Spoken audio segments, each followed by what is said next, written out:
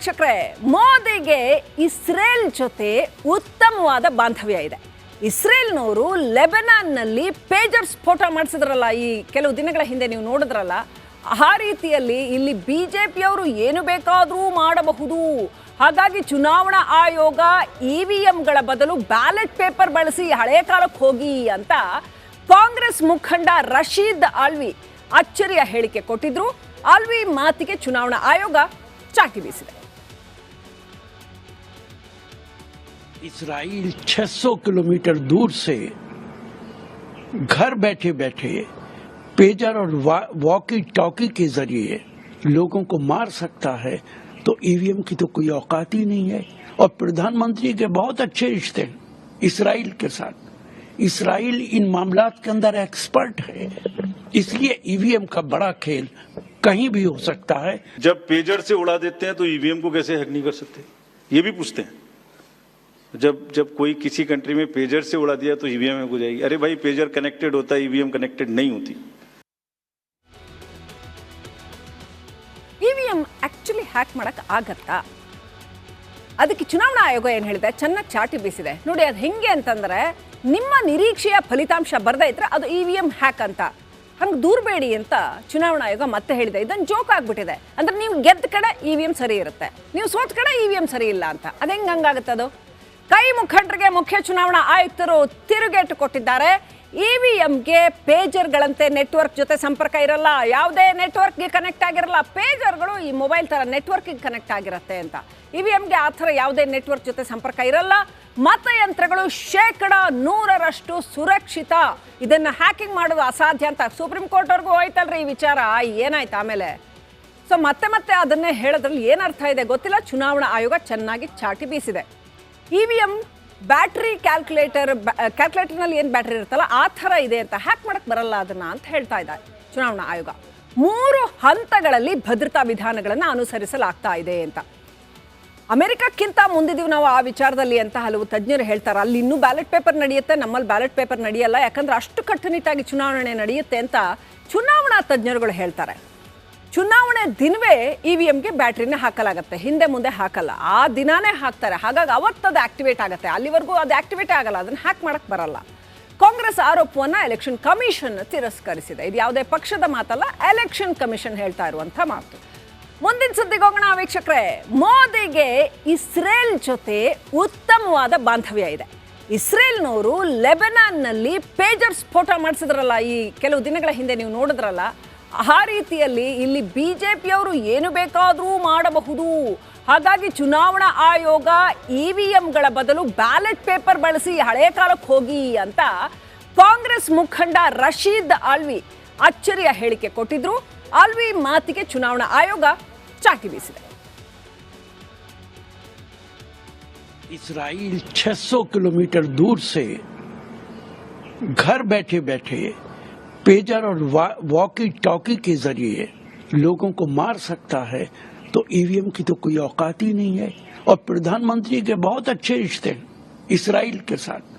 Israel in मामलात के अंदर एक्सपर्ट है, इसलिए ईवीएम का बड़ा खेल कहीं भी हो सकता है। जब पेजर से उड़ा देते हैं तो ईवीएम को कैसे हैक नहीं कर सकते, ये भी पूछते हैं।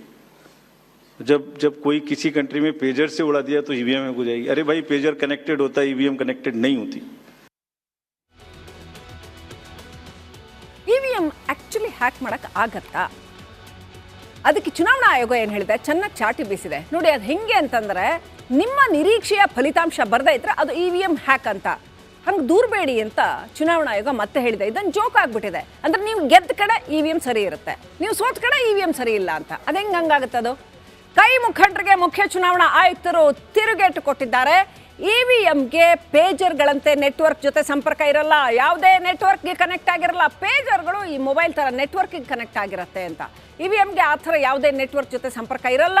ಮತಯಂತ್ರಗಳು 100% ಸುರಕ್ಷಿತ, ಇದನ್ನು ಹ್ಯಾಕಿಂಗ್ ಮಾಡೋದು ಅಸಾಧ್ಯ ಅಂತ ಸುಪ್ರೀಂ ಕೋರ್ಟ್ವರೆಗೂ ಹೋಯ್ತಲ್ರಿ ಈ ವಿಚಾರ. ಏನಾಯ್ತು ಆಮೇಲೆ? ಸೊ ಮತ್ತೆ ಅದನ್ನೇ ಹೇಳೋದ್ರಲ್ಲಿ ಏನರ್ಥ ಇದೆ ಗೊತ್ತಿಲ್ಲ. ಚುನಾವಣಾ ಆಯೋಗ ಚೆನ್ನಾಗಿ ಚಾಟಿ ಬೀಸಿದೆ. ಇವಿಎಂ ಬ್ಯಾಟ್ರಿ ಕ್ಯಾಲ್ಕುಲೇಟರ್ನಲ್ಲಿ ಏನು ಬ್ಯಾಟ್ರಿ ಇರುತ್ತಲ್ಲ ಆ ಥರ ಇದೆ ಅಂತ, ಹ್ಯಾಕ್ ಮಾಡಕ್ಕೆ ಬರಲ್ಲ ಅದನ್ನು ಅಂತ ಹೇಳ್ತಾ ಇದ್ದಾರೆ ಚುನಾವಣಾ ಆಯೋಗ. 3 ಹಂತಗಳಲ್ಲಿ ಭದ್ರತಾ ವಿಧಾನಗಳನ್ನು ಅನುಸರಿಸಲಾಗ್ತಾ ಇದೆ ಅಂತ. ಅಮೆರಿಕಕ್ಕಿಂತ ಮುಂದಿದೀವಿ ನಾವು ಆ ವಿಚಾರದಲ್ಲಿ ಅಂತ ಹಲವು ತಜ್ಞರು ಹೇಳ್ತಾರೆ. ಅಲ್ಲಿ ಇನ್ನೂ ಬ್ಯಾಲೆಟ್ ಪೇಪರ್ ನಡೆಯುತ್ತೆ, ನಮ್ಮಲ್ಲಿ ಬ್ಯಾಲೆಟ್ ಪೇಪರ್ ನಡೆಯಲ್ಲ, ಯಾಕಂದ್ರೆ ಅಷ್ಟು ಕಟ್ಟುನಿಟ್ಟಾಗಿ ಚುನಾವಣೆ ನಡೆಯುತ್ತೆ ಅಂತ ಚುನಾವಣಾ ತಜ್ಞರುಗಳು ಹೇಳ್ತಾರೆ. ಚುನಾವಣೆ ದಿನವೇ ಇವಿಎಂಗೆ ಬ್ಯಾಟ್ರಿನ ಹಾಕಲಾಗುತ್ತೆ, ಹಿಂದೆ ಮುಂದೆ ಹಾಕಲ್ಲ, ಆ ದಿನಾನೇ ಹಾಕ್ತಾರೆ. ಹಾಗಾಗಿ ಅವತ್ತದು ಆಕ್ಟಿವೇಟ್ ಆಗುತ್ತೆ, ಅಲ್ಲಿವರೆಗೂ ಅದು ಆಕ್ಟಿವೇಟ್ ಆಗಲ್ಲ, ಅದನ್ನು ಹ್ಯಾಕ್ ಮಾಡಕ್ಕೆ ಬರಲ್ಲ. ಕಾಂಗ್ರೆಸ್ ಆರೋಪವನ್ನು ಎಲೆಕ್ಷನ್ ಕಮಿಷನ್ ತಿರಸ್ಕರಿಸಿದೆ. ಇದು ಯಾವುದೇ ಪಕ್ಷದ ಮಾತಲ್ಲ, ಎಲೆಕ್ಷನ್ ಕಮಿಷನ್ ಹೇಳ್ತಾ ಇರುವಂಥ ಮಾತು. ಮುಂದಿನ ಸುದ್ದಿಗೆ ಹೋಗೋಣ ವೀಕ್ಷಕರೇ. ಮೋದಿಗೆ ಇಸ್ರೇಲ್ ಜೊತೆ ಉತ್ತಮವಾದ ಬಾಂಧವ್ಯ ಇದೆ. ಇಸ್ರೇಲ್ನವರು ಲೆಬನಾನ್ನಲ್ಲಿ ಪೇಜರ್ ಸ್ಫೋಟ ಮಾಡಿಸಿದ್ರಲ್ಲ, ಈ ಕೆಲವು ದಿನಗಳ ಹಿಂದೆ ನೀವು ನೋಡಿದ್ರಲ್ಲ, ಆ ರೀತಿಯಲ್ಲಿ ಇಲ್ಲಿ ಬಿಜೆಪಿಯವರು ಏನು ಬೇಕಾದರೂ ಮಾಡಬಹುದು. ಹಾಗಾಗಿ ಚುನಾವಣಾ ಆಯೋಗ ಇವಿಎಂಗಳ ಬದಲು ಬ್ಯಾಲೆಟ್ ಪೇಪರ್ ಬಳಸಿ ಹಳೆಯ ಕಾಲಕ್ಕೆ ಹೋಗಿ ಅಂತ ಕಾಂಗ್ರೆಸ್ ಮುಖಂಡ ರಶೀದ್ ಆಲ್ವಿ ಅಚ್ಚರಿಯ ಹೇಳಿಕೆ ಕೊಟ್ಟಿದ್ರು. ಆಲ್ವಿ ಮಾತಿಗೆ ಚುನಾವಣಾ ಆಯೋಗ ಚಾಟಿ ಬೀಸಿದೆ.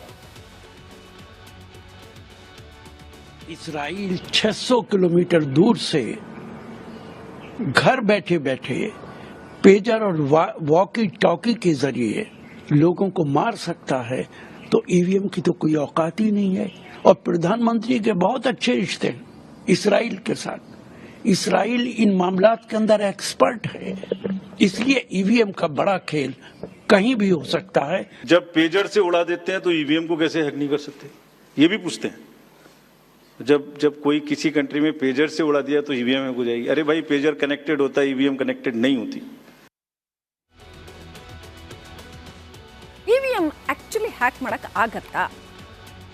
ಅದಕ್ಕೆ ಚುನಾವಣಾ ಆಯೋಗ ಏನು ಹೇಳಿದೆ, ಚೆನ್ನಾಗಿ ಚಾಟಿ ಬೀಸಿದೆ. ನೋಡಿ ಅದು ಹೆಂಗೆ ಅಂತಂದ್ರೆ, ನಿಮ್ಮ ನಿರೀಕ್ಷೆಯ ಫಲಿತಾಂಶ ಬರದೇ ಇದ್ರೆ ಅದು ಇವಿಎಂ ಹ್ಯಾಕ್ ಅಂತ, ಹಂಗೆ ದೂರಬೇಡಿ ಅಂತ ಚುನಾವಣಾ ಆಯೋಗ ಮತ್ತೆ ಹೇಳಿದೆ. ಇದನ್ನು ಜೋಕ್ ಆಗ್ಬಿಟ್ಟಿದೆ. ಅಂದ್ರೆ ನೀವು ಗೆದ್ದ ಕಡೆ ಇವಿಎಂ ಸರಿ ಇರುತ್ತೆ, ನೀವು ಸೋತ ಕಡೆ ಇವಿಎಂ ಸರಿ ಇಲ್ಲ ಅಂತ. ಅದು ಹೆಂಗೆ ಹಂಗಾಗುತ್ತದು? ಕೈ ಮುಖಂಡರಿಗೆ ಮುಖ್ಯ ಚುನಾವಣಾ ಆಯುಕ್ತರು ತಿರುಗೇಟು ಕೊಟ್ಟಿದ್ದಾರೆ. ಇವಿಎಂಗೆ ಪೇಜರ್ಗಳಂತೆ ನೆಟ್ವರ್ಕ್ ಜೊತೆ ಸಂಪರ್ಕ ಇರಲ್ಲ, ಯಾವುದೇ ನೆಟ್ವರ್ಕ್ಗೆ ಕನೆಕ್ಟ್ ಆಗಿರಲ್ಲ. ಪೇಜರ್ಗಳು ಈ ಮೊಬೈಲ್ ಥರ ನೆಟ್ವರ್ಕಿಗೆ ಕನೆಕ್ಟ್ ಆಗಿರುತ್ತೆ ಅಂತ. ಇವಿಎಂಗೆ ಆ ಥರ ಯಾವುದೇ ನೆಟ್ವರ್ಕ್ ಜೊತೆ ಸಂಪರ್ಕ ಇರಲ್ಲ. ಮತಯಂತ್ರಗಳು 100% ಸುರಕ್ಷಿತ, ಇದನ್ನು ಹ್ಯಾಕಿಂಗ್ ಮಾಡೋದು ಅಸಾಧ್ಯ ಅಂತ ಸುಪ್ರೀಂ ಕೋರ್ಟ್ವರೆಗೂ ಹೋಯ್ತಲ್ರಿ ಈ ವಿಚಾರ. ಏನಾಯ್ತು ಆಮೇಲೆ?